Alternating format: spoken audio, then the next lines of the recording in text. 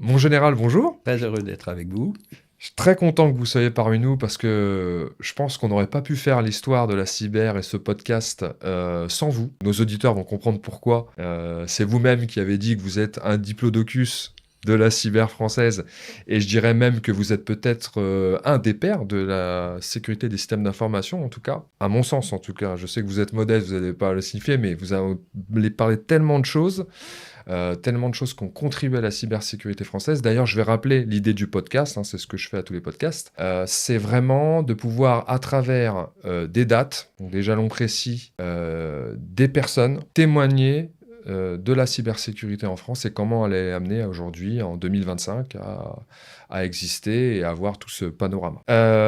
Avant de vous causer les questions qui ont été travaillées, je vous propose tout simplement, en général, de vous présenter. Bien, écoutez, je suis général de l'armée de terre. J'ai choisi l'arme des transmissions, qui me paraissait à l'époque être une arme nouvelle, savante, et où on faisait des choses qui me paraissaient les plus utiles. Cela ne m'a pas empêché d'être un bon fantassin quand il fallait le faire.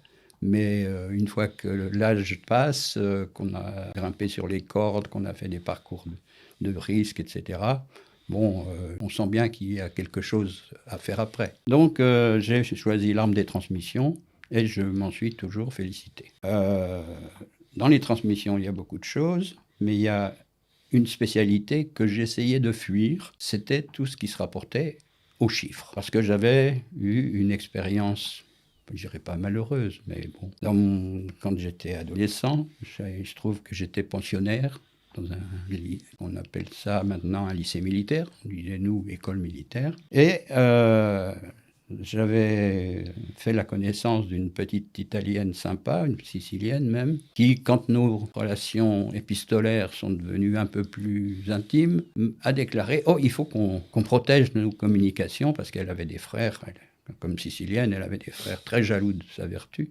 Et elle m'a obligé à communiquer en chiffres avec un alphabet secret qu'elle avait inventé. Ben, je vous jure, c'est bien une fois, je me suis dit, oh, ben, c'est marrant ça, on se croit dans un roman, etc. Mais à la deuxième, troisième, quatrième lettre à chiffrer avec un alphabet complètement tarabiscoté, c'était des symboles qu'elle avait inventés. Les lettres se sont raccourcies, et puis, comme je le disais, c'est devenu encore pire que nos SMS d'aujourd'hui. Ah oui, c'est marrant. Et donc, c'est le souvenir que j'avais, c'était que le chiffre avait pas très bien contribué à mes entreprises. Donc, j'avais un mauvais souvenir de ces choses-là. Et bon, je suis un jour, dans mes premières années de lieutenant, dans les forces de manœuvre, comme on les appelait, je suis responsable d'une section qu'on appelle exploitation, c'est-à-dire tous les téléimprimeurs, tous les moyens qui permettent d'envoyer des messages. Et bien sûr, du chiffre. Mais comme je n'étais pas compétent, j'avais interdiction d'approcher la merveilleuse machine qu'on venait de nous livrer. Elle s'appelait Myosotis, un joli nom de fleur. Et débute une grande manœuvre. Bon, le colonel du régiment décide de venir nous voir sur notre site. Il arrive en hélico. Et au moment où il rentre sous la tente où est installée la Myosotis, pof, le téléimprimeur arrête de crépiter, enfin, tout tombe en panne. Alors, j'ai dû violer la consigne, parce que je n'avais pas le droit de m'approcher de la Myosotis, mais je me suis dit, oh, un équipement électrique, il y a forcément un fusible. J'ai plongé sous la table, j'ai réussi à allumer tout s'est mis à remarcher. Et le colonel qui rentrait là a dit, ah ben voilà, un grand cryptologue. Et c'est comme ça qu'il m'a inscrit dans un stage chiffre, et de là a découlé toute la suite, parce que au début, j'ai réussi à échapper à cette filière. Ce qu'on reprochait un peu aux chiffreurs, c'était qu'ils se sentaient un peu supérieurs aux autres. Le travail était souvent fait derrière des portes blindées, voilà, et c'était une sorte de caste dans laquelle je me suis trouvé très bien après. Ouais. Ah oui, effectivement.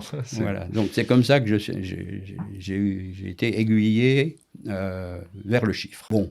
Ensuite, carrière normale. Donc, j'ai fait le pas normal d'un Saint-Cyrien. On lui propose, au bout d'un certain temps, de faire des études, soit d'état-major, soit de scientifique.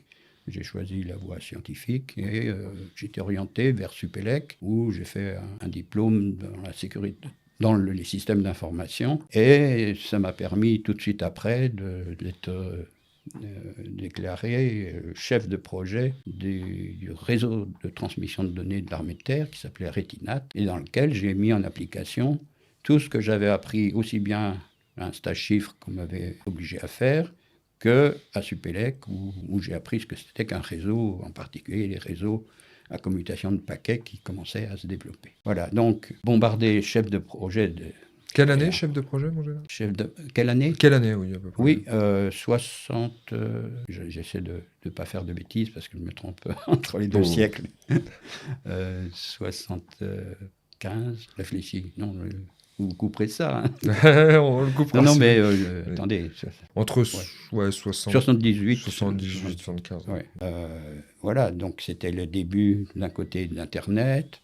De l'autre concurrent, c'était les réseaux européens X25. Donc, quand j'ai eu à choisir quel réseau on allait faire, j'ai été assez vite à choisir d'abord un réseau de paquets, parce qu'il faut dire quand je me suis lancé là-dedans, on venait de remporter un grand succès avec le réseau des forces sur le terrain, c'est-à-dire pas les réseaux d'infrastructure, ceux qui sont sur le terrain, avec le réseau RITA. Vous avez peut-être entendu parler de ce RITA parce que c'était le premier réseau maillé, c'est-à-dire qu'avant on faisait des réseaux hiérarchiques et on s'est mis à faire des réseaux maillés où on pouvait atteindre le réseau de multiples façons. Et en faisant ça, c'était un réseau à commutation de circuits encore, et on a réussi à le vendre à qui? Aux États-Unis. Wow. J'en ai eu la confirmation le jour où j'étais devenu représentant français à l'OTAN sur toutes ces questions-là. Et un matin, en arrivant dans la salle de réunion, je trouve sur ma place 3 journaux britanniques disant que Reagan a choisi RITA. Puis ils étaient très tristes. Hein. Et c'est mon collègue britannique qui vient, il me dit « Félicitations Jean-Louis, tu as gagné ». Puis le soir, on a arrosé ça, enfin lui surtout. Ouais. Et quand même, ça c'est une anecdote qui m'avait marqué, c'est qu'une fois qu'il avait bien vu, il est venu vers moi et me dit « Oh, tu sais, avec votre RITA, vous aurez les soldats les mieux protégés. Mais alors vos politiques, hein. » Et c'est là que j'ai compris qu'il se régalait. Ouais. Voilà. Donc, dans l'armée, j'ai fait donc, ce réseau Retinat dont je suis assez fier parce que c'était un réseau, c'était, disons, le Transpac militaire. Ouais. Transpac, je rappelle que c'était le réseau à commutation de paquets de France Télécom, qui a été à un moment, et justement à l'époque où j'étais, le plus grand réseau de transmission de données dans le monde. Il ne faut pas l'oublier, ça, parce qu'il faut savoir d'où on vient. Oui, bien sûr. C'était une époque, je dirais, bénie pour les transmissions, que ce soit les transmissions militaires, comme j'en ai parlé, ou les transmissions civiles. On avait vraiment de grands succès dans ce domaine-là. Comme officier chiffre, j'ai eu à développer un certain nombre de matériels, mais j'ai eu aussi à bénéficier des développements dans le civil, et en particulier, celui dont on doit être le plus fier, c'est vraiment le développement de la carte à puce. Et j'étais très heureux, moi, quand j'ai découvert cet instrument, parce qu'il était à une époque où on n'était pas tout à fait pris au sérieux. Et je me souviens d'une réunion à la NSA, on avait mis à l'ordre du jour d'une réunion bilatérale, le smart card comme sujet, et je me souviens qu'on a vu arriver les Américains avec une calculette assez volumineuse, genre convertisseur d'euros pour personnes âgées, vous voyez, de l'époque. Avec les gros boutons. Et nous, on était avec la carte de Michel Hugon, l'inventeur, le véritable inventeur de la carte à puce. Véritable, c'est vrai que c'est important de le... Oui. Il y a un usurpateur dont je ne dirai pas le nom. Voilà. Et nous, on a mis ça sur la table. Bon, ils n'ont pas pris très au sérieux. Mais ça les a quand même impressionnés. Et surtout que moi, j'ai vu dans cette petite puce le moyen de résoudre le problème qui me hantait depuis que j'étais officier chiffre. C'est le fait d'avoir, comme les Allemands l'ont eu, un traître. Pour les Allemands, c'était Hans Thilo Schmidt qui a donné les clés de la fameuse Enigma aux Français pendant des années, jusqu'à ce qu'ils soient attrapés. Quel était le risque qu'on avait d'avoir dans toutes nos troupes un Hans Thilo Schmidt? Ça, c'était mon problème. Donc, éviter qu'il y ait un trop grand nombre de gens qui aient accès aux clés. Parce qu'on était encore avec des clés symétriques où c'est-à-dire que tout le réseau de chiffrement est à la même clé. Donc, des opérateurs qui changent leurs clés tous les jours à la même heure. Et si vous avez là-dedans une brebis galeuse, c'est fichu, c'est tout le réseau qui tombe. Donc ça, c'était ma hantise. Et j'ai vu d'un très bon œil l'arrivée de cette carte à puce qui permettait d'avoir des clés sans que parce que ce n'étaient pas les individus eux-mêmes qui allaient pouvoir se développer à l'époque le lecteur de cartes, etc. Donc, on avait quand même une bonne marge. Et c'est pas donné à tout le monde, même aujourd'hui encore. Donc, j'avais été très heureux de voir arriver ça. Et c'est ce que je me suis efforcé de mettre en place après pour les nouveaux équipements. Parce qu'autrement, les Américains avaient bien inventé ce qu'on appelait des keyguns, c'est-à-dire des espèces d'injecteurs de clés blindés, avec leur principale vertu, c'est qu'ils avaient une interface tellement exotique que c'était difficile de la trouver. Donc, voilà. Mais d'un coût exorbitant, parfois, le keygun était aussi cher que la machine à chiffrer. Une réussite, cette carte à puce. Voilà. Donc, chaque fois que j'ai l'occasion de rappeler que c'est Michel Hugon, l'inventeur, je le fais parce que vraiment, c'est un type extraordinaire. D'une modestie. Malheureusement, il avait des patrons qui n'étaient pas du tout à la hauteur. Et dans une boîte quasiment nationalisée.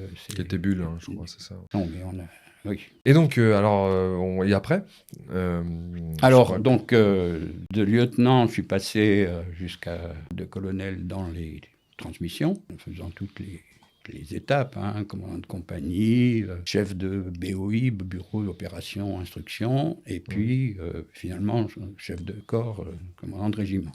Alors j'ai eu la chance de commander le régiment qui se trouve au sommet du Mont Valérien, à Paris. C'était une unité magnifique, c'était le plus grand, il y avait plus de 2000 personnes dans ce régiment, mais disséminés un peu sur toute la France. Et c'était vraiment, pour moi, un truc fantastique, parce que j'allais visiter mes centres, il y avait un hélico qui me prenait sur le Mont Valérien, j'emmenais avec moi 2 pigeons, parce que le Mont Valérien est aussi le centre où il y a le dernier colombier militaire, qui apporte énormément de notoriété à notre armée. Et ces 2 pigeons, je les lâchais dès que j'arrivais sur le site, parfois très loin, parce qu'un pigeon, il peut traverser la France.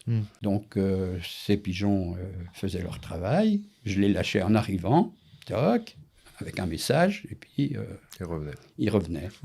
Une fois, ils ne sont pas revenus. Alors, on s'est dit et ils sont revenus 1 mois plus tard, et à 1 jour d'intervalle. Alors mon sergent colombophile qui était chargé, il m'a dit, bon, mon colonel, je vous les fais servir avec des petits pois. Je dis, attendez, montrez-moi ces pigeons. Et je regarde, mais ils ont été débagués, donc ils ont été prisonniers. Donc il faut les décorer, ils se sont échappés. Ah oui.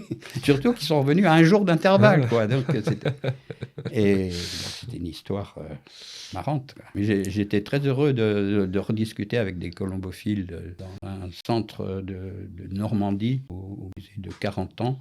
Il y avait une manifestation où j'ai retrouvé un colombophile qui était passionné, et ça m'a beaucoup plu. Parce que Transmission, encore une fois. Oui. Puis les pigeons, j'avais un bon souvenir d'un poisson d'avril que j'avais fait à mon général, commandant les transmissions. J'avais fait croire qu'on l'avait dresser, toujours avec ma passion du modélisme, qu'on arrivait à téléguider des pigeons. J'avais fait le schéma technique avec l'antenne autour. Vous savez qu'ils utilisent le champ magnétique terrestre et puis le soleil pour se guider. Donc, avec une boucle autour de la tête, on modifie sensiblement. Hein. Il y avait une page de technique qui était plausible. Le général en question avait fait Supélec, lui aussi, et son adjoint aussi. Et ils ont marché. Ah oui. Parce que j'avais expliqué qu'on pouvait donc on allait fêter un anniversaire des transmissions, et on pourrait faire ça sur le champ de Mars, parce qu'on a fait des essais, et on a constaté que le pigeon qui est entraîné à être guidé, il entraîne dans son sillage les autres. Et on pourrait faire un passage d'un nuage de pigeons comme ça au-dessus des troupes, etc. Puis avant qu'ils regagnent le Mont Valérien. Oui. Puis le soir, je reçois un message un coup de fil plutôt du chef de cabinet du général. Devine, arrête de tes conneries. Ils marchent à fond. Ils ont déjà proposé la démonstration. Pour les Américains. Alors j'ai dû envoyer un message demandant au général en question de me dire comment je pouvais faire breveter rapidement ce truc qui semblait intéresser beaucoup de monde. Et j'ai dit, mais on est submergé de demandes des fédérations de pêcheurs à la ligne qui veulent savoir comment ils pourraient guider de la même façon de la marge jusqu'à la poêle à frire les plus gros poissons. Et ça a été... Le général m'a boudé pendant 1 mois. Ah, quand même, ouais. Et puis quand on a été obligé de se voir, parce qu'on se voyait quand même fréquemment, j'ai dit, mon général, vous êtes fort, hein, vous avez fait semblant de marcher. Alors là... Pas mal. Excellent. Bon, ça nous a éloignés, tout ça. Oui, c'est une anecdote. On reste dans les transmissions, non? Alors, la suite. Qu'est-ce qui se passe? On rentre un peu, peut-être au niveau... Non, pas tout de suite, la DCSSI ou... Oui, en fait... Après avoir... non, avant d'être commandant du Mont Valérien, j'avais été donc l'officier chiffre de l'état-major des armées. Alors c'est là que j'ai fait le plus de choses pour améliorer la sécurité des systèmes d'information de la défense. Il y avait à l'époque, alors c'était une période charnière parce que le chiffre était une chose que l'on maîtrisait à peu près bien, se posait des questions tout de même sur... comme je l'ai dit, sur la gestion des clés, etc. Il faut savoir qu'on n'avait pas encore, on n'utilisait pas encore les systèmes asymétriques. Ouais. Hein, donc, c'est d'où le problème de la distribution des clés, etc. Qui arrivait avec le RSA, j'imagine, surtout. Ouais, avant, il y a eu d'autres tentatives, notamment de sac à dos, enfin des choses qui ont été testées mais qui ne donnaient pas vraiment satisfaction. Il y avait le problème de la cryptophonie, parce que on avait de gros problèmes d'indiscrétion là aussi on a fait des découvertes. J'avais un copain, quand j'étais à l'état-major des armées, qui s'occupait de guerre électronique, et il avait eu l'idée de faire écouter la liaison qui partait du ministère de la Défense, c'était rue Saint-Dominique avant, l'îlot Saint-Germain, et qui montait au Mont Valérien. Il y a un faisceau hertzien, et on s'aperçoit qu'il passe quasiment à la verticale de l'ambassade à l'époque du RSS, hérissé d'antennes. Ça serait bon d'écouter ce qui se dit. Et donc, il fait mener une campagne d'interception des communications. Il n'a pas été déçu. Ah oui, j'imagine. Chaque fois qu'une haute autorité avait quelque chose de très confidentiel à dire au téléphone, disait « Attends, je ferme la porte ». Et on avait émis l'idée que les Popov pouvaient caler leur magnétophone sur cette phrase clé. Oui, ça fait penser à Enigma. Et j'ai rapporté ça, puisque quand j'étais à l'EMA, c'est de là que j'étais représentant de la France à l'OTAN, j'ai rapporté cette anecdote à mes copains alliés. Ils m'ont dit « Oh, nous, c'est pareil. Hein. » C'est vrai que c'est... Alors, il faut dire que les communications cryptophonées n'avaient pas du tout la cote, parce que c'est toujours un peu nasillard, c'était échantillonné à des vitesses relativement faibles et c'était pas agréable.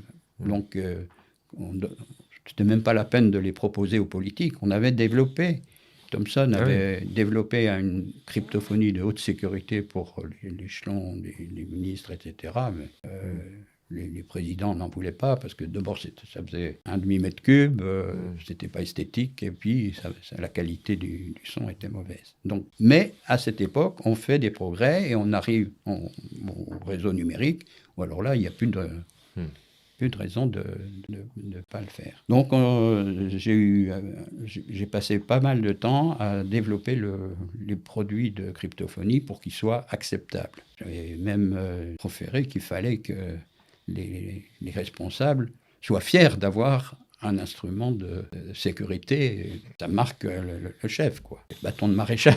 Oui. Donc, et on s'est mis à faire des équipements relativement esthétiques. Mais c'est très difficile parce que les produits de sécurité, vous savez, ils ont besoin d'être évalués. Et le temps d'évaluation est incompatible avec le rythme de sortie des téléphones portables dans le civil.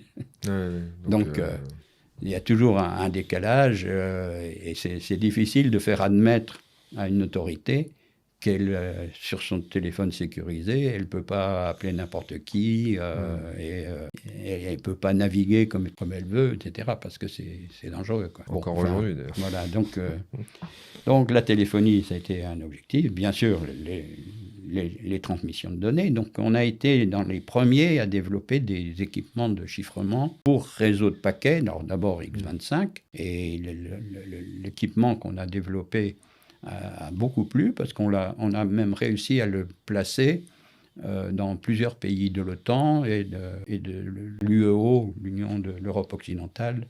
Donc c'est un sous-ensemble de l'UE, quoi. Et on a été très fiers, surtout que ce qu'il faut savoir, c'est que quand il s'agit des équipements pour faire du trafic OTAN, il faut passer par le canal obligé qui est SECAN. SECAN, c'est l'organisme américain qui est situé au sein de la NSA, mais pour l'OTAN, et pour évaluer les produits qui sont utilisables pour les secrets de l'OTAN. Donc il y a toujours des compétitions et on participait à certaines, en étant, je dirais, à la fois dedans et en dehors, puisqu'on avait une situation particulière, on ne faisait pas partie de l'organisation intégrée de l'OTAN, parce que c'est sous Sarkozy qu'on y est revenu. Et on me disait qu'on était assis sur un strapontin à l'OTAN. En fait, moi j'avais un fauteuil très confortable.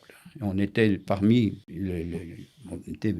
avec les Américains, le pays le plus en pointe au niveau des réalisations. Parce que le fait que De Gaulle nous avait fait sortir de l'organisation intégrée, il avait fallu qu'on vole de nos propres ailes en matière de télécommunications. C'est comme ça qu'on a fait le RITA, c'est comme ça qu'on a fait le RITER pour les réseaux de transmission de l'armée de terre, qui était le réseau aussi de toutes les armées finalement, puisqu'on faisait l'infrastructure. Et j'ai toujours dit qu'on devait cette excellence française à deux individus. De Gaulle qui nous a fait sortir de l'OTAN et Cohn-Bendit qui avait foutu la merde en 68. Ah oui.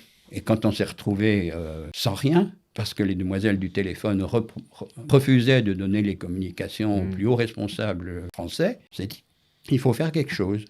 Et c'est à l'époque, et sous De Gaulle, on a donné aux transmissions, moi je me souviens, parce je sortais d'école d'application tout de suite après Saint-Cyr, et on a donné aux transmissions une manne financière pour développer un réseau digne de ce nom. Et ça a été le RITER, dans lequel, plus tard, s'est intégré mon réseau Retinat. Donc, une leçon à apprendre, en fait. On pourrait voir sans faire de politique. La souveraineté des données, le sujet. Bon, voilà, concrètement... Moi, je me souviens, dans un livre, le gendre du général de Gaulle, le général de Boissieu, écrit que quand de Gaulle a fait sa virée à Baden, qu'il est allé au FFA, on ne savait pas où il était passé. Il a pris un hélico, et puis le général de Boissieu, qui était chargé de prévenir le général Massu, qui devait accueillir le général de Gaulle, n'a pas pu. Parce que les demoiselles du téléphone lui refusaient la ligne. Vous voyez où on en était. On était tout en haut de la... Et c'est le pilote qui envoyait des messages en l'air pour prévenir. Donc, c'est de là qu'on a décidé d'avoir un bon réseau d'infrastructures. Ah oui, donc, alors si je fais un petit peu avance rapide, par la suite, parce que votre CV il est tellement large, là on revient sur vraiment les prémices du SSI. C'est important. Hein. Là, on est vraiment en train d'étudier le début de la sécurité système d'information. En étant à l'EMA, j'étais en relation très étroite avec le SCSSI, puisqu'on faisait évaluer nos produits par le SCSSI. Vous pouvez rappeler le SCSSI pour... Service central de la sécurité des systèmes d'information. Qui est le prémisse de la DCSSI, qui est le prémisse de l'ENSI. Oui, et le successeur du service central du chiffre qui a été créé au moment juste après la guerre de 39-40. Voilà. Donc, ce service central comprenait...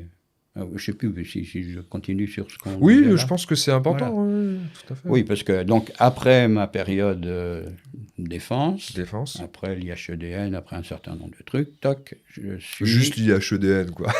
Il y a tellement de choses à dire. Allez-y, je vous écoute. C'est incroyable. Je suis bombardé d'abord secrétaire général, secrétaire de quoi comment ça s'appelle, le Conseil de défense, secrétaire du Conseil de défense, qui ne s'est pas réuni pendant la courte période où j'y étais. Il n'y avait pas encore un président très actif sur le sujet. Donc, je m'étais déjà penché sur les questions de SSI, parce que c'était vraiment le sujet qui me paraissait... j'avais compris à quel point l'information était capitale, bien sûr, et la façon de la protéger nous situait à l'échelle des pays. Avec les contacts que j'avais eus avec la NSA en particulier, j'avais bien compris. Donc, je ne sais plus par qui j'ai été dénoncé, mais c'est surtout j'ai été dénoncé à la fois par le délégué interministériel à la sécurité des systèmes d'information, parce qu'il voulait à l'époque, au-dessus du SCSSI, ça datait de l'amiral Klotz, qui avait été le conseil du gouvernement pour réformer la filière. D'accord. Et c'est lui qui avait institué un échelon plus politique, qui s'appelait le DC, délégué interministériel, et qui chapeautait le SCSSI. D'accord. C'était pas le SGDSN encore? Non, c'est venu plus tard, pendant que j'y étais. Donc, cette structure, et c'est là qu'on a commencé à ne plus parler que de chiffres, mais de sécurité des systèmes d'information. Quelle année, vous vous rappelez à peu près? Grosse maille. 90? Non, avant. Avant, oui, 86. 86. Ouais. Et donc, on a cette structure qui est armée généralement par un ingénieur général de l'armement. Depuis qu'elle est créée, c'était que des ingénieurs généraux de l'armement qui les dirigeaient. Et puis moi, pendant que j'étais au LGDN, secrétaire du Conseil de défense, là, j'ai été sollicité par le DC pour dire, ça ne vous dirait pas de prendre... j'avais pris quand même pas mal d'initiatives au sein de l'EMA. C'était et j'avais la chance de pouvoir tenir tête à la DGA, compte tenu de ce que j'avais fait pour Etinat, etc.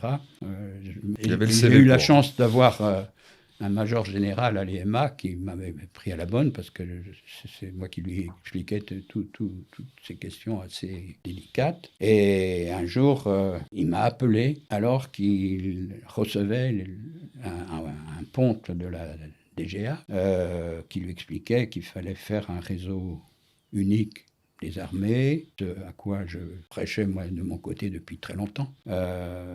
Mais lui, il proposait une technique DGA, parce qu'il pensait encore que la DGA avait un rôle à jouer dans les transmissions, les télécommunications, etc. Moi, il y a longtemps que je pensais qu'on suivait les télécoms civils, et puis l'affaire était jouée. C'était pas la peine de... J'avais trop vu, à l'occasion du RITA notamment, les défauts du système qui consistait à avoir que des produits spécifiques. Alors ça a été une de mes règle générale, c'est de toujours faire la chasse à tous les besoins spécifiques. Ralentit la production, ça va moins vite, Ah ben non, j'imagine. si vous demandez à un client ce qu'il veut, vous allez... Mm. et quand vous en avez 36, non, j'ai donné dans ce truc-là, et donc je ne voulais pas de ça. Alors moi, j'étais un farouche partisan d'un réseau unique pour les armées, mais à condition qu'il soit au standard civil, parce qu'on a toujours besoin de se raccorder à l'infrastructure. Et c'est ce que j'avais fait avec Retinat, en prenant Transpac comme modèle. Je ne vous en ai pas parlé trop de Retinat, mais moi j'étais très fier parce qu'il a été fait dans les temps impartis, avec le budget imparti. C'est pas celui. Ah oui, bon, ça faut. Voilà, donc il n'a pas fait. Bon, il est arrivé, il a duré une vingtaine d'années, il a rendu des beaux services, mais il a été vaincu par l'arrivée d'Internet. Internet, évidemment. Dont les armées pourtant ne voulaient pas, mais ils n'ont pas pu échapper à l'IP. C'est sûr.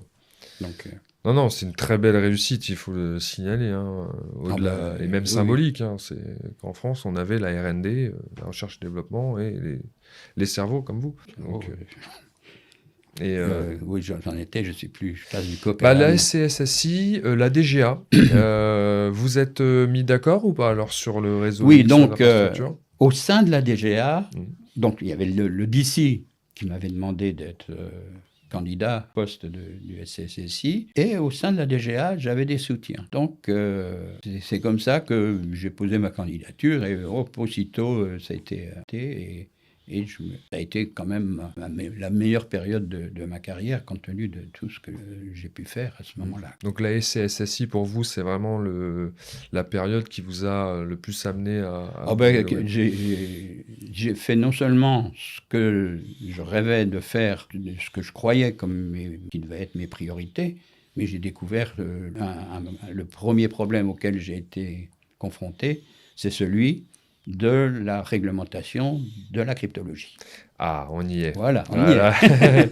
Celui-là, il est très important. Je pense que nos auditeurs, ceux qui n'ont pas l'historique, forcément, doivent vraiment comprendre à quel point ce jalon était important. Je vous laisse... Donc, j'arrive au printemps 1995 au SCSSI, et je découvre une bataille invraisemblable entre le DC et les forces de police de l'intérieur à propos des autorisations de mise sur le marché et d'utilisation des produits cryptologiques. Alors, j'avais quand même déjà, des problèmes qui se posaient, en étant au EGDN notamment, parce que arrivaient justement sur le marché les premiers produits utilisant la révolution des chiffrements asymétriques, RSA, etc. On parlait tout à l'heure. Et donc toute la question posée, c'était: est-ce que les produits dits à clé publique sont susceptibles d'être des armes de guerre? Ce à quoi la police répondait oui, bien sûr, etc. Et puis les gens qui avaient besoin de ça pour faire du commerce disaient ben non, quand même. Donc on avait une bagarre au niveau du... Parce qu'il faut savoir qu'il existait un directoire, il existe toujours un directoire de la sécurité des systèmes d'information, présidé par le secrétaire général du gouvernement, auquel assistent la défense, l'intérieur, les affaires étrangères, le ministre chargé de la recherche, et l'industrie, les télécoms, enfin toutes les parties prenantes. Donc, qui décidaient de la politique cryptologique à avoir. Et là, on avait vraiment... avec l'arrivée des nouveaux outils, alors l'anecdote typique, c'est celle du représentant du haut fonctionnaire de défense du ministère de la Recherche, ou de l'Industrie, je ne sais plus, et qui se présente et il s'adresse au secrétaire général du gouvernement en disant « Oh, excusez-moi, monsieur le secrétaire général du gouvernement, je suis rentré ici avec une arme de deuxième catégorie. » Et il sort sa carte CP8, celle de Michel Hugo. Donc, il y avait forcément quelque chose à faire, parce que la France était en train de devenir leader sur ce marché en pleine promesse, et on l'interdisait, quoi. Donc, il y a eu une première réglementation, un premier assouplissement pour certains produits commerciaux. Et puis la loi de 1990 avait déjà séparé les moyens cryptologiques en moyens de signature et en moyens de chiffrement. Donc les moyens de signature étaient en général une procédure allégée, simple déclaration, et puis les autres étaient soumis à autorisation. Mais les cas de friction entre la police et les utilisateurs étaient de plus en plus nombreux. Et c'est le SGG qui devait arbitrer. Donc, il n'était pas très, très content. Et moi, j'arrive là-dessus, je dis, mais c'est pas possible qu'on continue à...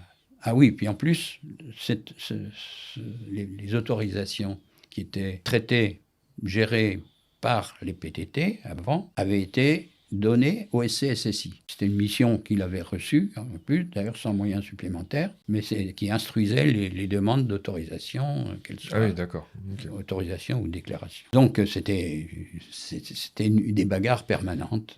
Donc moi, à l'été 95, je fais le point, je dis, mais alors, comment ça se passe dans les autres pays, etc. C'était pas si important que ça, parce qu'on était les seuls à avoir un décret-loi de 1939 qui classait les matériels cryptologiques dans les matériels de guerre. Plus de deuxième catégorie, enfin, tout ce qui servait à porter les armes au feu. Je me souviens de l'expression. Alors ça, c'était une arme très puissante, effectivement, pour qui veut réglementer ça. Et le ministère de l'Intérieur s'était arc-bouté là-dessus. Et qui plus est, quand le commerce électronique s'est développé, il fallait absolument... revoir cette réglementation. Donc la loi de 1990 avait déjà fait un tri entre les équipements de signature, les équipements de confidentialité, mais c'était le débat permanent, et sur Internet en particulier, avec la demande de liberté de crypter. Grand public finalement. Quand je suis arrivé, on m'a montré le classement de l'Electronic Frontier Foundation, l'EFF, où la France était dans les rouges, quoi, au même rang que la Russie, la Chine, Israël et je ne sais plus qui. Enfin, ça plaisait pas beaucoup aux affaires étrangères et encore moins donc à tous nos internautes, etc. Donc c'est là que j'ai proposé, parce que j'avais vu qu'il y avait eu des études faites au niveau européen, sur ce qu'on appelait les tiers de confiance. Donc j'ai proposé qu'on se lance là-dedans pour voir si ça peut marcher. Et donc j'ai proposé ça à une séance du directoire. Et il y a 2 ou 3 ministères qui se sont montrés enthousiastes, dont le ministère de la Recherche, celui des Télécoms. Et le secrétaire général du gouvernement, je ne vous dirai pas son nom, s'est montré extrêmement enthousiaste, parce qu'il a vu la fin de son cauchemar, qu'il avait toujours tous les mois à arbitrer entre les deux pôles. Donc, et il se trouvait que il y avait une loi de réglementation des télécoms qui était en chantier à ce moment-là et qui était quasiment finie. Et il a décidé qu'on allait intégrer ça dans ce projet de loi. Donc, on a fait, comme certains l'ont fait aussi, ajouter un cavalier juridique. Personne n'a protesté là-dessus, mais donc la loi a été, ma proposition de loi, alors je ne reviens pas sur les détails, mais en gros, c'était, il y avait 2 sortes de cryptologie confidentielle, c'était les moyens, pas bas de gamme, mais besoins normaux. Pour l'Internet, etc. Voilà.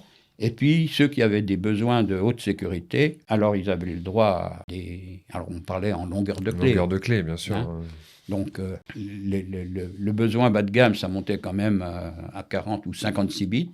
Ouais. Et puis, les autres, c'était du 128. Quoi. Pour l'époque, c'était énorme. Mais la condition, c'était que les clés soient gérées par un organisme agréé qui avait la confiance du client, bien sûr, et de la justice. Et en cas de besoin, un juge avait le droit de demander les clés, voire soit les clés, soit le clerc des communications qui avait utilisé avec ces clés. C'était une façon, je dirais, transparente, parfaitement légale, de régler le problème. Restait à savoir si ça marchait. Alors, on était très confiants quand même parce qu'on savait que ça pouvait marcher, puisqu'il y avait des systèmes qui marchaient déjà comme ça. D'ailleurs, j'avais fait remarquer qu'à l'époque, personne ne se plaignait que certaines grandes entreprises venaient taper à la porte du service central pour qu'on leur fasse des clés. D'accord ? Ouais. Alors, nous, ça nous intéressait parce que c'était un moyen de toucher des revenus. Ouais. Et c'était avec ça que je payais les frais de déplacement de mes agents. D'accord. Voilà. Fallait se débrouiller. Comme à l'époque, les clés étaient formées sur des bandes aléatoires, on vendait de l'aléa. Et donc, j'avais des revenus aléatoires. Il ne fallait pas savoir pourquoi. Bon, mais c'est des grandes entreprises, je dirais, par exemple, les Total, vous voyez, des gens qui avaient des vrais besoins de sécurité. Quand on prospecte des gisements, etc., il vaut mieux protéger ces... Voilà, donc le système avait été relativement bien accueilli et ça soulageait le secrétaire général du gouvernement. C'était apprécié par l'industrie et les télécoms. C'était à l'époque M. Fillon, qui était ministre, qui avait applaudi des deux mains. Il avait même annoncé, oh oui, avant la fin de l'année, il y aura 2/3 de confiance, etc. Mais c'était sans compter sur les combats retardateurs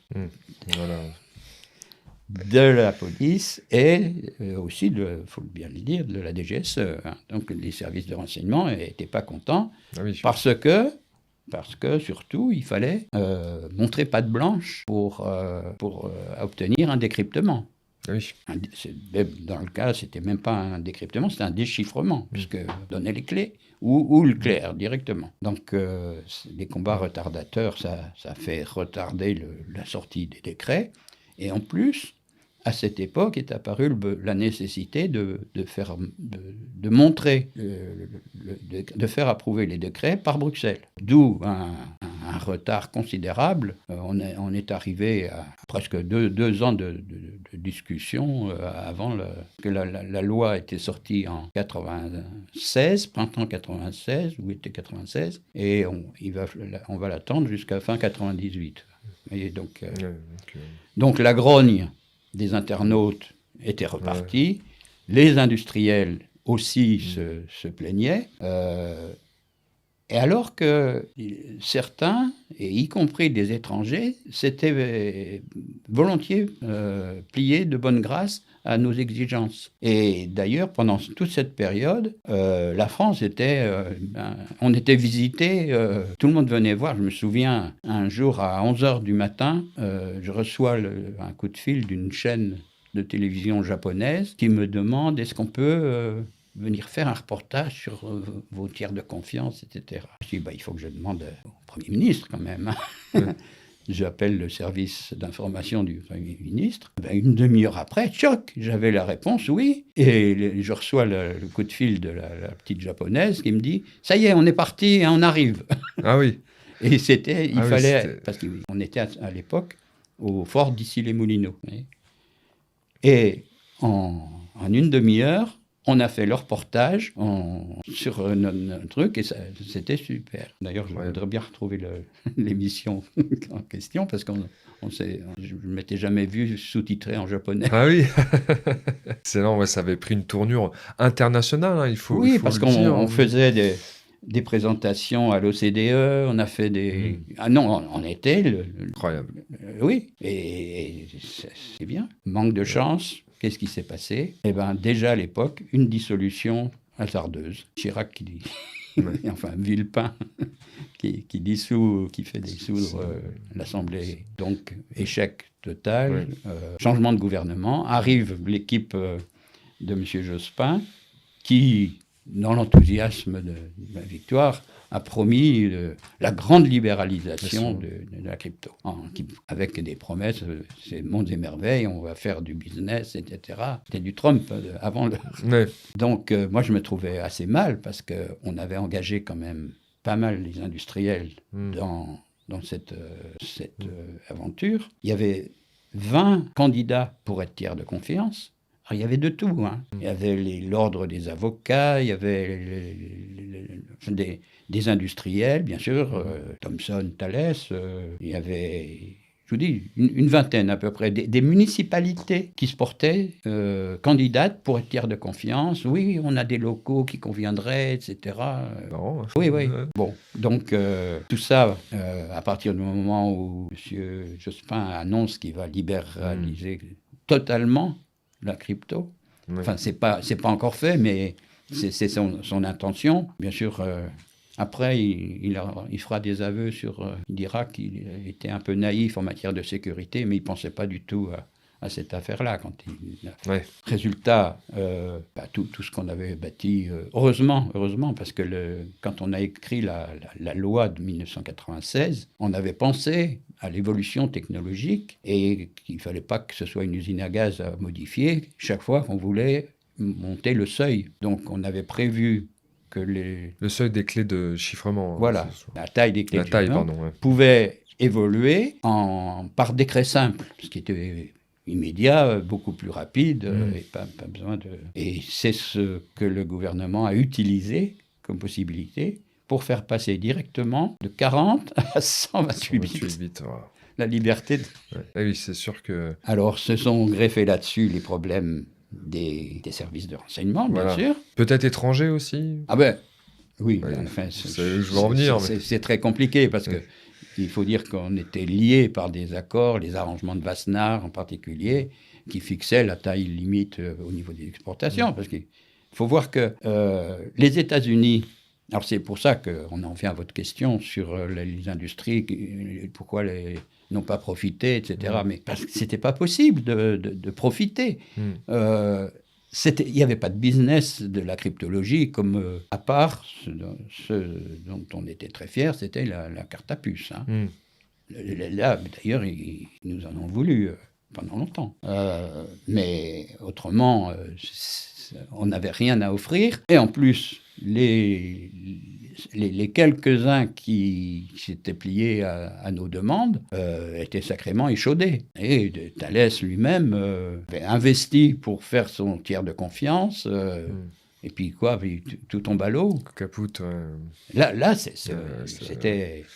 Donc, on était forcément coincés par les produits des Américains qui, eux, n'avaient pas de limite. Il faut bien comprendre ça. Oui, voilà, ça c'est important de le dire. Parce que, je ne sais plus, c'est le deuxième amendement de la Constitution qui permettait, qui était utilisé pour dire qu'ils avaient le droit de chiffrer avec n'importe quoi. Ce qui ne faisait pas juridiquement, mais plaire, et surtout pour unifier leurs produits. Mais eux, en toute rigueur, ils avaient le droit de chiffrer sans limite. D'accord ? Donc, les apôtres, en particulier économistes du ministère de l'économie, qui ont dit oui, on va faire des affaires, on va libérer le 128 bits. Il n'y a pas eu la moindre suite à cette affaire. Le problème était déjà phagocyté, puisque les firmes américaines, eux, ils étaient prêts à faire du 128 bits. Nous, pas. On n'avait rien à vendre, d'ailleurs. C'est les Jeff Bezos, c'est tout ça qui venaient frapper à notre porte déjà depuis des années pour qu'on s'arrange. Et le mieux, c'est qu'il y avait des firmes américaines qui avaient joué le jeu, qui avaient trouvé pas mal notre initiative, qui était en contradiction avec celle des États-Unis qui avaient voulu faire la même chose. C'est, comment il s'appelle, le président des États-Unis qui a des problèmes là. De l'époque Clinton, Clinton, je pense qu'à lui, qui avait lancé l'initiative du circuit électronique pour chiffrer toutes les communications, le Clipper chip. Ça vous dit quelque chose ? Oui. Donc le Clipper chip, c'était une puce qui permettait de chiffrer à haut niveau tous les messages, aussi bien... ils envisageaient de faire ça aussi bien pour les messages Internet que pour toutes les données, la téléphonie, etc. Donc, vous avez le droit d'envoyer votre message, mais en même temps que vous envoyez le message, vous envoyez la clé qui est chiffrée. Elle est chiffrée avec un système qui, pour être déchiffré, nécessite un effort conjoint de 2 départements ministériels. Alors, je ne sais plus, c'était l'économie et la justice, sans doute. Et donc, les autorités qui voulaient faire des interceptions devaient demander la permission à la fois à la justice et au département. L'industrie dans son ensemble et les firmes, les mouvements libertaires américains ont eu raison de cette aventure. Le Clipper Chip n'a pas voulu. Donc, il restait plus que la solution française. Ouais. C'est pour ça qu'on faisait présentation sur présentation. Moi, j'ai reçu, je ne sais pas combien de délégations, aussi bien d'Asie du Sud-Est et je crois qu'on a même reçu les Russes, on a reçu les Moldaves, on a reçu ils venaient s'enquérir de ce qu'avaient inventé les fichus français. Et bon. Donc, résultat, les tiers de confiance, on n'en parle plus. Donc, on annonce qu'on va quand même continuer à libéraliser. Mais, entre-temps, qu'est-ce qui se passe ? On a le 11 septembre. Voilà, le 11 septembre 2001, c'est la catastrophe. Alors, tous ceux qui avaient ramé pour libéraliser la crypto se mettent à ramer dans le sens inverse. Mais tout en disant, ah oui, on va continuer quand même à libéraliser, mais alors, on va redurcir, mais dans de bien moins bonnes conditions. Parce qu'on avait tous les outils développés, et surtout, la politique qu'on avait définie avec ces tiers de confiance, c'était dans la transparence. C'était un procédé parfaitement légal. On s'était vraiment efforcé de mettre le plus de légalité possible dans ce qu'on faisait, y compris pour les moyens de force modérés. Je dis qu'il y avait des moyens de force modérés attaquables par force brute, parce que, pourquoi ? Il faut pouvoir, en cas de procès, présenter le clair d'un message qu'on a intercepté, mais faire la preuve devant le tribunal. Ah oui. Donc, un aspect juridique aussi, du coup, dans cette c'est l'aspect solution. juridique. Et vous voyez bien que dans la deuxième, alors dans les propositions qui vont être faites après le 11 septembre, on en revient au procédé de Barbouze, où on va faire appel pour déchiffrer un message, pour décrypter un message, à des moyens qui sont couverts par le secret défense. Suivez mon regard. Et on voit bien que cette solution contient en germe les possibilités de fabriquer des fausses preuves. Si vous n'avez pas besoin de faire la preuve de la coïncidence des 2 textes chiffrés et clairs devant le tribunal, pas d'intégrité, pas de voilà, preuve. C'est ce qu'on dit. On n'a pas le droit de demander à un accusé de donner la corde pour le pendre. Il a le droit de garder le silence, il a le droit de mentir dans toute la législation européenne. Donc voilà, donc une faille juridique assez importante. Ouais. Et alors, juste après le 11 septembre, comment... Je ne parle pas du Patriot Act. Voilà, le Patriot Act. Oui, donc, mais vous voyez qu'on est passé d'une période, je dirais, utopique, où on instaurait les fameux tiers de confiance, à une période où c'est de nouveau le blackout, et c'est la période des backdoors. Voilà. Moi, j'ai vu arriver la période des backdoors, parce que tout de suite après la libéralisation de 1999, je vous ai raconté peut-être comment ça s'est passé. Au pot du jour de l'an de Matignon, il y a le conseiller de Jospin qui est venu me dire « Oh, mon général, on va vous faire de la peine, on va tout libéraliser. » « Ah, mais votre idée de créer un CERT national, on la retient. » Voilà comment il pensait me consoler. Ouais. Bon, donc, après le 11 septembre, effectivement, on est dans une période où tout est chamboulé et on se retrouve avec le fait que c'est parce que dans tout ça, le système des tiers de confiance adopté par plusieurs pays mettait tous ces pays à égalité. On voit bien que dans la période des officines policières, c'est ceux qui maîtrisent les technologies qui sont avantagés. Donc, c'est quand même...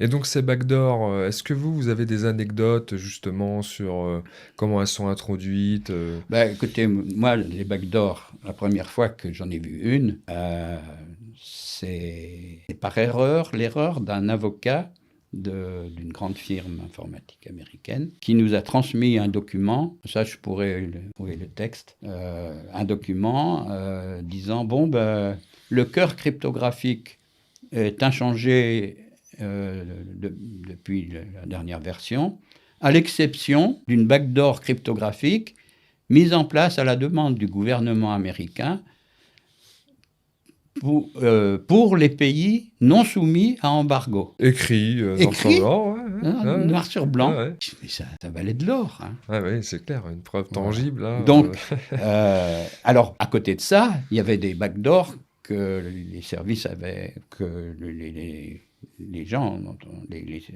du service avaient trouvé eux-mêmes. Hein. La course, de toute mais façon. bon, c'est difficile quand même de faire la chasse au backdoor, mais on savait. Alors donc, première réunion après l'annonce de la libéralisation par la France, réunion de tous les Five Power à la NSA. Alors le patron de la NSA rentre en réunion, s'assoit, il dit « Bon, maintenant que la France a lâché, qu'est-ce qu'on fait ?» Alors, dans ces réunions de directeurs techniques, c'était les patrons de la DGSE qui normalement présentaient la France, mais depuis des années, les principales questions étaient traitées par la partie InfoSec, qui est plus importante à l'époque. Et donc, c'était moi je vois que mon chef de délégation dit rien. Je prends la parole. Je dis, mais écoutez, d'abord, c'est pas si catastrophique que ça. Mais si vous nous aviez soutenus, aidés, on n'en serait pas là. Puis ensuite, je dis, mais vous savez bien on sait bien que vous avez d'autres moyens et que vous attendez pas que le texte soit chiffré dans les machines pour l'intercepter. Ouh là. Bon, interruption de séance. Oui, carrément. Et à l'époque, c'était marrant parce que j'étais très copain avec la numéro 2 de la NSA, Barbara McNamara. Et elle vient me voir, elle me dit, « Ah, Jean-Louis, mais vous avez lancé un sacré pavé dans la mare. Hein. » À la française. Oui, enfin, c'est pas. Pour moi, c'était pas. J'avais découvert les backdoors écrites. Ce qui était marrant, c'était l'avocat de la firme en question qui était dans ses petits souliers. Parce qu'il y avait une coopération. Mais ça aurait dû être expurgé. Bien sûr. Du dossier qui nous avait soumis, quoi. Incroyable. Voir ça, c'était trop beau. Ouais. Donc, les backdoors, voilà. Mais alors, moi, ce que je pense, c'est que justement, la libéralisation française a industrialisé le processus. Quand le patron de la NSA dit « Bon, maintenant que la France a lâché, qu'est-ce qu'on fait ?» Il y a les industriels qui se sont dit « Bon, il y a le marché de la backdoor qui aujourd'hui et qui existe toujours en réalité. Hein. Je pense qu'il faut que nos auditeurs ils comprennent que le chiffrement, c'est bien plus que de la technique. Bien sûr, après cette séance de libéralisation, il y a eu plein de débats. Hein. Mais on m'a reproché d'avoir été la seule fausse note parce que j'ai dit, ben oui, c'est bien joli, libérer le 128 bits, mais ça va être du 128 bits américain, backdoorisé, aussi efficace qu'un placebo. Voilà. Donc, et c'était marrant parce que je m'entendais bien aussi avec la vice-présidente de la CNIL, Louise Cadou. Retenez ce nom-là si vous ne le connaissez pas. C'est une femme extraordinaire qui a œuvré énormément déjà sur la loi de 1978, sur toute la création de la CNIL, etc. Et la CNIL... il faut voir, quand j'étais patron du SCCSI, je les avais invités à venir au fort d'Issy-les-Moulineaux. Tout l'état-major de la CNIL est venu s'initier à la cryptologie. Et on entretenait des rapports extraordinaires avec la CNIL de l'époque, où il y avait 1 ou 2 techniciens, pas plus. Et ils ont fait des sacrés progrès en peu de temps. Une institution. Ah oui. Donc... Et Louis Cadou était membre, je crois, de la Ligue des droits de l'homme. Et ils ont fait sortir un prospectus disant qu'il fallait absolument demander à ce que les produits étrangers libérés soient examinés par le SCSI. Alors, pour moi, c'était une grande satisfaction. Un beau terrain de jeu aussi. Hein. Voilà, mais c'était une des grandes illusions. Après, j'ai eu l'occasion de revenir sur le sujet lors du premier symposium de la sécurité des technologies de l'information, le STIC, le fameux STIC. Le STIC, bien sûr. Que j'ai inauguré par un discours qui a fait du bruit à Rennes. Hein. Ça se passait d'ailleurs dans mon ancienne école Supélec.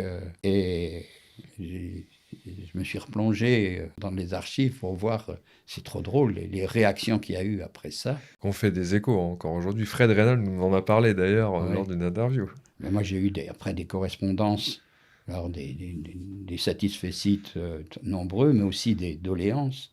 Notamment, j'ai retrouvé une lettre du patron de J'aime Plus, parce qu'à l'époque, il y avait un très gros problème au niveau des cartes à puce qui risquaient de passer aux États-Unis, avec on avait eu déjà des actions de piratage de piratage je ne sais pas comment appeler ça, mais oui, vraiment de l'espionnage industriel de firmes américaines vis-à-vis de firmes françaises.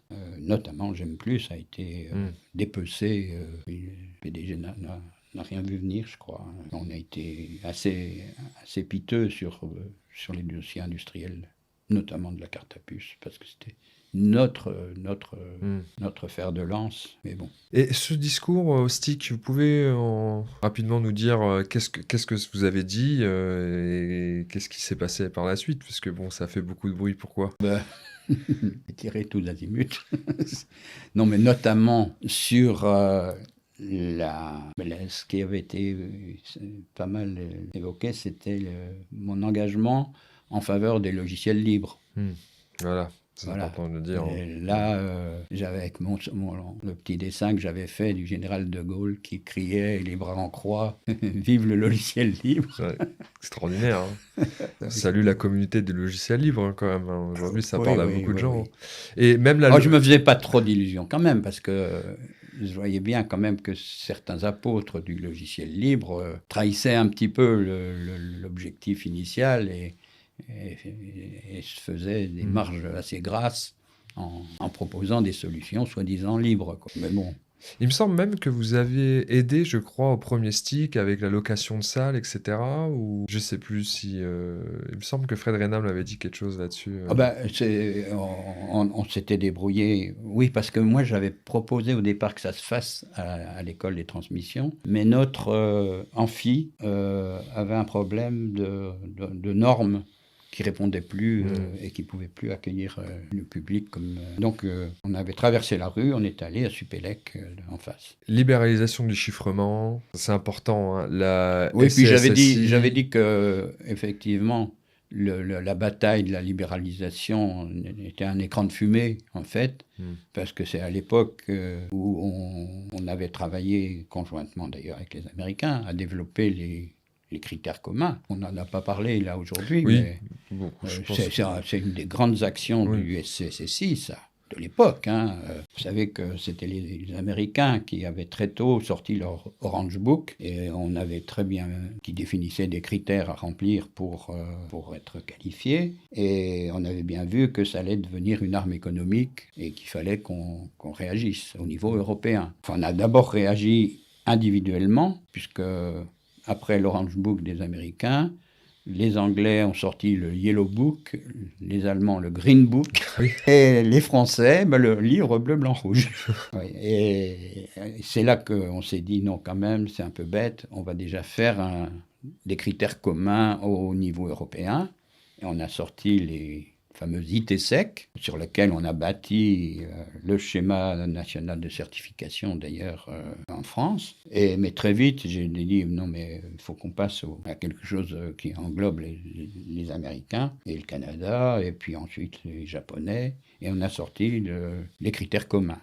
Et sur ces critères communs, la France a été extrêmement active. Les groupes de travail, j'avais des gens qui qui était vraiment, Oui. qui se donnait à fond là-dessus. Hein. J'avais même été amené à protester auprès de mes collègues étrangers parce que j'avais tort, parce que je ne me rendais pas compte que ce qui m'était rapporté, c'est que les étrangers venaient au groupe de travail sans avoir rien fait chez eux, quoi, et faisaient traîner en longueur les réunions, que ce soit à l'ISO ou je sais pas où, c'est voilà, pareil. C'est hein. ça que je pensais. Ouais. Moi, je n'avais pas percuté que c'était parce que les étrangers ont beaucoup moins de vacances que nous. Et pour eux, une séance de l'ISO ou des critères communs, c'était pareil, c'était l'occasion de prendre des vacances. Ouais. Donc, selon les endroits où ça se passait, ils louaient un camping-car, etc. Et puis, alors que moi, mes bêtes de somme, elles arrivaient avec le travail tout fait, etc. Elles auraient voulu... Ça se décide, quoi. Voilà. Et c'est pour ça, et j'avais un spécialiste en particulier, Yvon Klein, un type épatant, mais qui se plaignait tout le temps que les autres ne travaillaient pas assez. Quoi. Ouais. Et donc, on a créé les critères communs sur lesquels on continue à travailler. Hein. Oui, bien sûr. Hein. Non, mais quand je vous dis... c'est encore une des choses. Les rails ont été tracés à la fin du siècle dernier pour... Clairement. Beaucoup de choses. Hein. Libéralisation du chiffrement, les critères communs, ce que vous avez fait avant, l'état-major.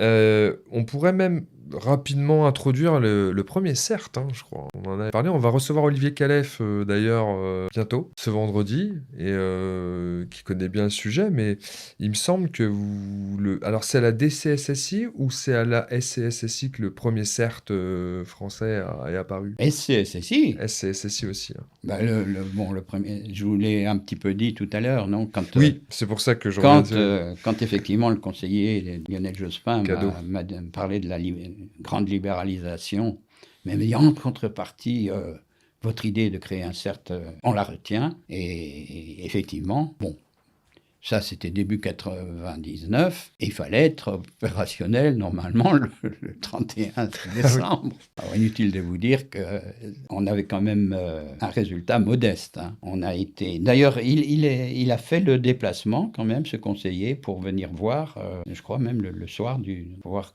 pour le lancement. Oui. Alors, bon, on n'a rien eu à observer comme catastrophe, seulement qu'on avait vu à la télévision, comme tout le monde, que l'horloge de la Tour Eiffel s'était arrêtée, la fameuse horloge qui faisait le décompte. Quoi. Bon. Mais cela dit, l'esprit était déjà là. Oui. J'avais recruté le patron du CERT, qui était Michel Dupuis. Michel Dupuis, un type épatant, il est aujourd'hui secrétaire adjoint de l'ARCSI, de mon association, et vraiment il a pris le taureau par les cornes, et bien sûr c'était tout petit, puis on s'est rendu compte qu'il rendait de grands services, et j'ai regretté qu'on ne fête pas les 10 ans du CERF quand il en était temps, parce que c'est là-dessus qu'a été bâti tout l'aspect opérationnel de la DCSSI, puis de l'ANSSI. Puis de l'ANSSI après, oui. Tellement de choses, c'est impressionnant. Hein. Vous avez vraiment fait beaucoup pour la SSI. Bon, je pense qu'on va de toute façon conclure. Hein. On a vu finalement... Il y avait une chose dont j'aurais pu parler aussi, c'est la défense de l'industrie française à travers la SSI et le chiffre. Je suis fier en particulier d'avoir sauvé un énorme contrat de crypto face aux Américains. Ça, je l'entends, ça. Enfin, un énorme contrat d'armement où il y avait de la crypto. Et la crypto conditionnait le gain du marché. C'était un marché de missiles pour la Corée du Sud. Missiles antiaériens, Corée du Sud. Les Coréens... Alors j'étais impliqué là-dedans parce que les Coréens avaient fait le choix des systèmes français développés par Matra à l'époque. L'enjeu, c'était quand même 2 milliards de francs, pas mal. Et la condition, c'est qu'il fallait mettre un IFF mode 4. Ça veut dire quoi? IFF, vous savez ce que c'est? C'est le système d'identification ami-ennemi de tout ce qui vole. D'accord.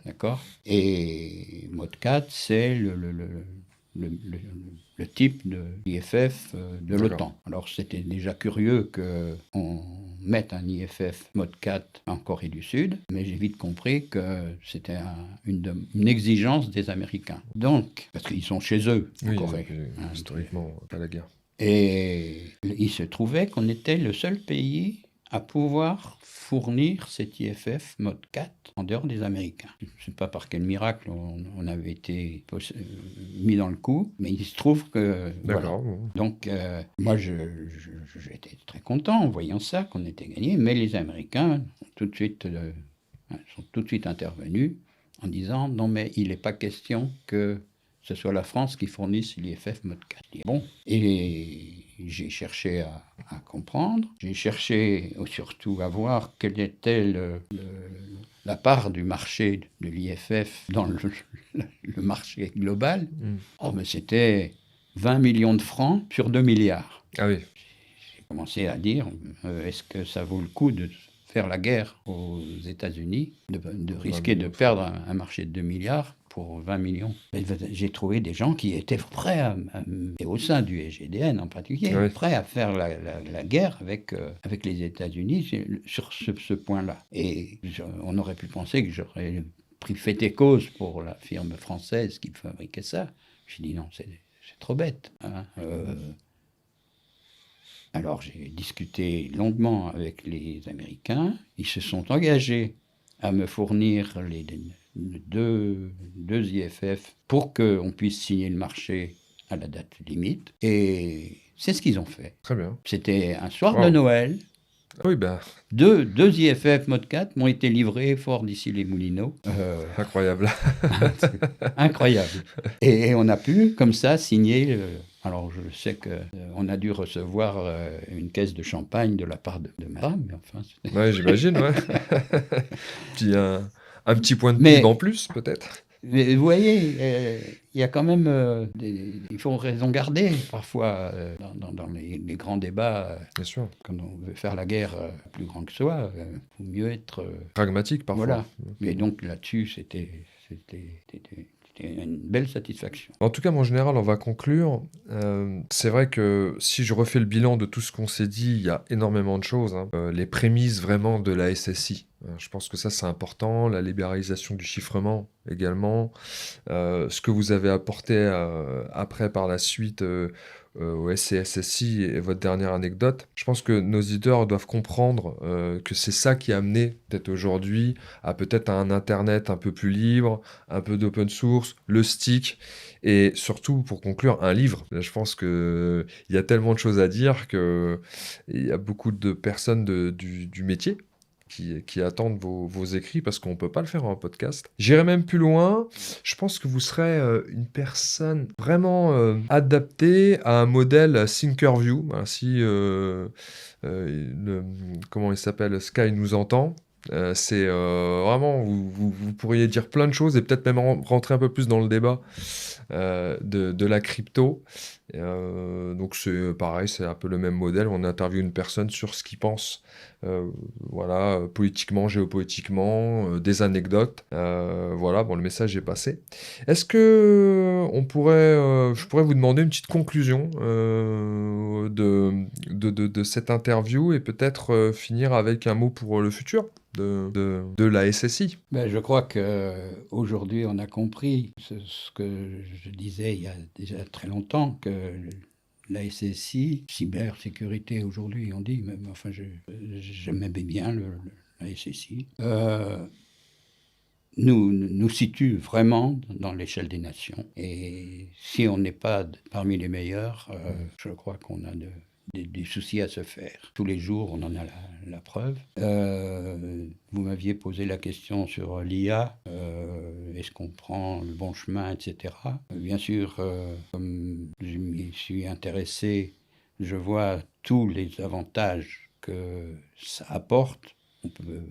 Faudrait être de mauvaise foi pour dire qu'on n'a rien à y gagner, mais je vois aussi les dangers immenses que cela fait peser, non seulement d'un point de vue écologique, ça que tout le monde connaît maintenant, quand vous faites la moindre petite requête sur une IA, vous pouvez entendre le robinet d'eau couler à plein régime, et puis les kilowatts qui défilent quelque part dans la planète, même si ce n'est pas vous-même qui en êtes l'auteur. Et puis surtout les dégâts sur le cerveau et la perte de compétences qui va s'en suivre inéluctablement. Voilà, donc je vois d'un bon œil tout de même, et je suis assez fier que les États européens, d'une manière générale, se soient posé la question du développement des IA avant de laisser grand ouvert le robinet.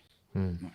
Bonne métaphore. Bon, très bien. Merci. Merci. C'était un plaisir de pouvoir vous interviewer. J'espère que ça va servir à beaucoup de personnes. J'ai peur d'avoir été un peu brouillon. Alors, c'était très bien. Hein. Je pense que moi, je vais faire des petits montages. Hein. Je vous enverrai ça pour validation. Mais contrairement à ce qu'on avait fait à l'écrit, là, surtout pour les jeunes, hein, ils ont besoin de voir, ils ont besoin d'entendre. Et les podcasts, ça marche très bien. Je les vois avec les autres. Ils vont pouvoir comprendre, ils vont pouvoir peut-être assimiler un peu plus et puis peut-être rendre grâce à vos travaux.